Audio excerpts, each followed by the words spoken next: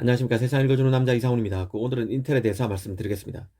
일전에 인텔이 크게 변화하고 있다는 취지로 말씀드렸습니다. 특히 인텔의 특징을 세 가지로 요약해 드렸는데요.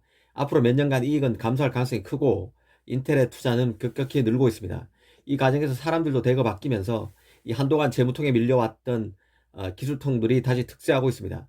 이 밥수한 전임 CEO 시절만 해도 인텔은 장기적 성과보다는 단기적 관리, 재무적 마사지에 주력하는 회사였습니다.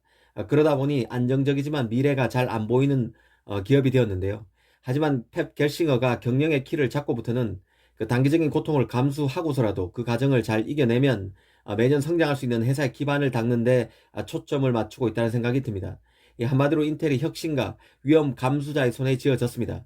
물론 겔싱어가 원했던 결과를 얻지 못할 수도 있지만 지금까지 보면 잘 해내고 있다는 생각인데요. 새로 나온 CPU인 엘더레이크와 사파이어 레피즈가 시장에서 좋은 반응을 얻고 있는 게 대표적인 사례입니다. 특히 오늘 소개해드리고 싶은 견해는 투자은행 노스랜드 캐피탈의 거스 리처드 애널리스트의 견해입니다. 그는 최근 인텔의 행보에 대해서 이 합리적 전략을 실행하고 있다면서 좋게 평가하고 있는데요. 눈에 띄는 것은 인텔과 TSMC의 밀착과 관련한 부분입니다. 그는 인텔이 TSMC의 3나노 노드를 활용할 뿐만 아니라 2나노 공정 기술을 최적화하기 위한 협력 가능성에 대해서도 논의하고 있다고 전했습니다. 이 겔싱어가 인텔의 CEO를 자리 잡은 지 1년 만에 확실히 인텔이 하이브리드 파운드리 전략을 채택하기 시작했다고 평가했습니다. 리처드 애널리스트가 인텔의 하이브리드 파운드리 전략이란 멋진 표현을 썼지만 직설적으로 말하면 당장 미세 공정 노드를 완성하지 못한 상태에서 이 파운드리 재진출을 선언한 인텔이 줄타기 행보를 잘 하고 있다는 의미를 내포하고 있습니다. 즉 다른 팹리스의 칩을 만들 팹을 마련하기 위해 투자를 확대하고 있고 또 내부에서 만들던 칩의 대대적인 아웃소싱 전략을 통해서 내부 팹에서 만들 칩과 외부에서 만들 칩을 카테고리화하는 작업을 무난하게 해내고 있다는 뜻입니다. 이 당장 인텔은 자체 고급 프로세스 노드를 위해서 미국, 이스라엘, 유럽 등에 수십억 달러를 투자하고 있고 다른 한편으로는 GPU 라인업을 TSMC에 아웃소싱했습니다.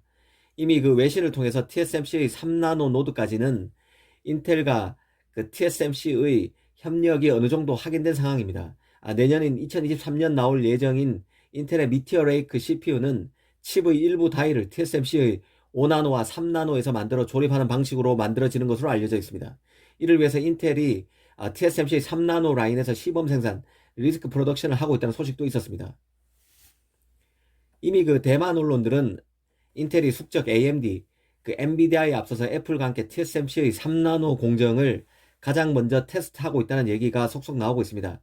이 대만 언론이라는 점에서 어느 정도 이 가장된 부분이 있겠지만 지난 연말 겔싱어가 TSMC를 직접 찾아갔다는 점에서 TSMC의 3나노 활용설에 힘이 실리고 있는 상황임은 맞는 것 같습니다. 이 거스 리처드 애널리스트도 인텔의 아웃소싱 전략이 TSMC의 5나노 및 3나노급 노드에서 잘 작동한다면 2나노 공정에서 TSMC와 협력할 계획은 거의 확실하다고 봤습니다.